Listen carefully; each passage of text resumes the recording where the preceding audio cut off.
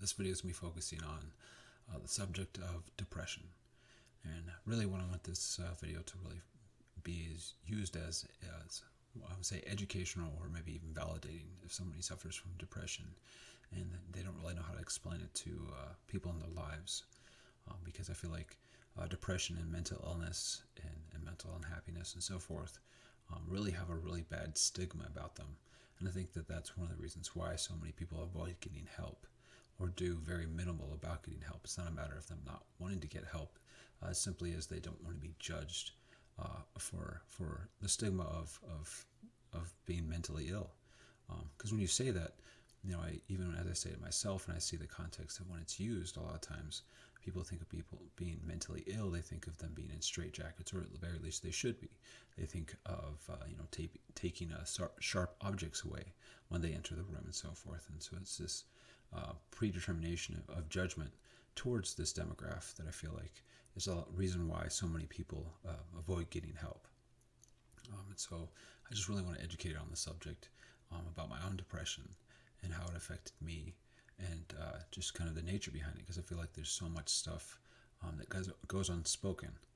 That was one of the things that I have kept a few, I don't know if you call them journals, but yeah, just little books. And it wasn't anything like today this happened, the day that happened, but it was more just as time went on, I would just take notes about what was in my head, about just emotions and feelings. And I remember one of the first entries I had in this journal, what have you, was and this was about 5 years ago. But the second entry I had put in this entire thing was most days are spent not having the courage to speak about what's on my mind. I'm paraphrasing a little bit. Pretty much what I was saying was that most days, I want to open up. I want to say this is how I'm feeling. This is what's tormenting me. But I was terrified to tell anybody close to me, anybody who had known me my entire life, my wife, my family. I didn't want to tell anybody what was going on because I was just afraid of being judged. Not that they did anything or said anything that validated that fear, but that's how the depressed mind works, at least for how mine worked, was this constant state of they're not going to understand. And there were plenty of times when I tried to open up. And people might try to give me advice or what have you, but I think it was just really where they didn't understand what I was trying to say. For example, I might say, there was times where I was talking to my wife and I told her I felt like I was completely alone in this world, and she was perplexed because she saw herself and she saw her kids, and she's like, "What do you mean you're alone?"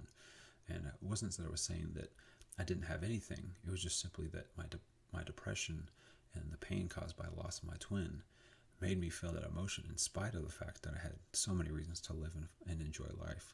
And so she really didn't understand the concept of what I was saying. So that's where I wanted to shine light on what I was saying, and that emotion and the feeling of depression is it's such a powerful feeling.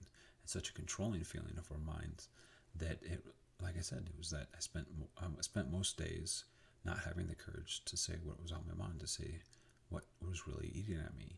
And again, it's just one of those things where I want to try to fill the gap and educate and validate people who are going through depression, so they don't feel like they're alone. They don't feel like they're alone in that emotion and that sense of that no one understands. And so there's no point in me talking of it. That was kind of another painful event in my life, or not in my life, but a painful element of my loss of my twin was that the irony was the only person that I would have felt comfortable talking about my pain with and talking about what was going inside was my twin. Because I was a twin, I really hadn't put a lot of effort into developing on how to be that vulnerable with other people. I could be 100% vulnerable with my twin. I could tell him anything without judgment. He could tell me anything without me judging him. And it was just that sense of validation that was exhilarating. It was just so, life wasn't really scary, because I knew as long as my twin accepted me wholeheartedly, I didn't really want to seek the approval of others. I was confident in myself, and I was confident in who I was, because he 100% accepted me. So when I lost that, and I had this extremely immense pain, this sense of loneliness, I didn't feel like there was anybody I could talk to, because the only person that I could have talked to was taken from me. And so I just really want to kind of, like I said, just try to open the eyes of people who haven't necessarily gone through anything traumatic, who maybe have a loved one or a spouse who's just kind of lost in their pain, and let them kind of have a window into my own pain, so that they don't feel like they're necessarily being exiled or cut out. It's not, at least to me, in my experiences, that's not the desire of the person in pain. It's just kind of I want to say a product of it, but yeah, it's just kind of an inadvertent action where these people aren't trying to cut you out of their lives. They're not trying to not communicate. They're just terrified to. And so I just, like I said, I want to shine some light on the depressed mind. And that's really where I'd like to explain this, the emotion of depression. When I go into a depressed state of mind, like I said, you can be surrounded by loved ones. You could have every reason to be happy, and yet it feels impossible. And it's just terrifying to know that the depression has that kind of control over you. And again, it's just, I feel like you feel very weak mentally when you go into a depressed state of mind. You feel, because it's just something that just eats at you, and you really have to be vigilant to not let it take control of your life, not lead to escapism. And so, it's just, how I put it is, it's like you're imprisoned. It's like you're being held captive. It's like you're being held hostage, and the hostage taker has a gun to your head, but no one in the room can see them. It really is like that. No one in the room can see when that your mind switches from present and enjoying life and so forth, and then something triggers it, and something can be significant, and something can be insignificant that can trigger it. And so again, that's another thing is your loved ones might be a little more on cue if a touchy subject gets brought up. If, like, for example, with me, if we're watching like a really really difficult movie for me to watch was American Sniper, and just based on how many tours he went on and where he was at, it's very likely that he was in the same neighborhood as my brother. So to see the streets and see what was going on and see that atmosphere just kind of shook me. I actually owned the DVD for years, and I didn't watch it for, I think it was like 3+ years. And yeah, it really got to me. I really got emotional while I was watching it, and it wasn't something where I could just watch it with anybody. I think I watched it with my wife, and that was it. And so something like that, my wife is going to be on cue about something, I want to say in that ballpark for your pain. Your loved ones might be alert to that type of pain and realize that person, that your loved one's going to get emotional, and they're ready for it. They might see you tear up, they might notice you being quiet, and they accept it, and they're okay. But the real difficult points when your depression gets triggered by insignificant things, because then people around you have no idea why you're upset. They just think that you're just choosing to be upset, and they don't realize that you've been taken hostage by your depression, by your pain. I remember this was I want to say within a year of my twin brother being killed. There was a time where my girlfriend went and visited me at my work, and I remember she was telling me something about how she's later she was going to go hang out with her friends or whatever.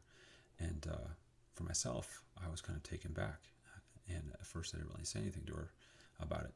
But what was going on in my head was that I felt like she was just kind of leaving me to do, to figure out what I was doing that night. I felt like I was being an afterthought, like I was like, and that wasn't what she meant to do, but that's how I took it. And so I got really upset. And there was plenty of other situations following my brother's death where these little insignificant things would trigger my depression, where I would just go into this spiral of how could this happen? Because that's one of the difficult things after tragedy strikes, as you just wait for it to strike again. It's I would say it's like being shell shocked. You've gone through this traumatic event, and so you're looking for these patterns. And like I said, I would say predetermined, but I had that premonition that my brother had been killed. And so every time following that, I had a bad feeling. I immediately validated I was right with the most painful event of my life. Why wouldn't I be right about this? And so that's really kind of, one of the aspects of depression, is it that insignificant things can trigger just as easily as significant things. And a lot of times it's a buildup of insignificant things that really can tip that emotion. Something such as, your children are being difficult, and then you have say a little spout with your spouse or partner or whatever, and so it's just these kind of culminations of bad things happening. And again, they're not especially significant, they're not traumatic, but they just bring you back to that lonely place, where you feel like you're just in this dark pit all alone and you have no hope. And so you go back to that emotion of that loss and that intense just sense of defeat. And yes, it's a very, very lonely place. Depression is extremely powerful. And so it's just important to realize that something insignificant might have happened. But again, while people who are depressed, and while people who are going through traumatic events don't get a get a jail free card, they don't get to just act as they please. It's important to be vigilant and compassionate and understanding when you approach these overreactions, and just see if that's the case, and be like, I'm not trying to put you on the spot. I'm not trying to accelerate this. I just want to know, what's eating at you. And I feel like if you can approach those issues where somebody's overreacting, and they've been through a traumatic event, just kind of see, hey, what's going on, and just kind of give them that ability to open up.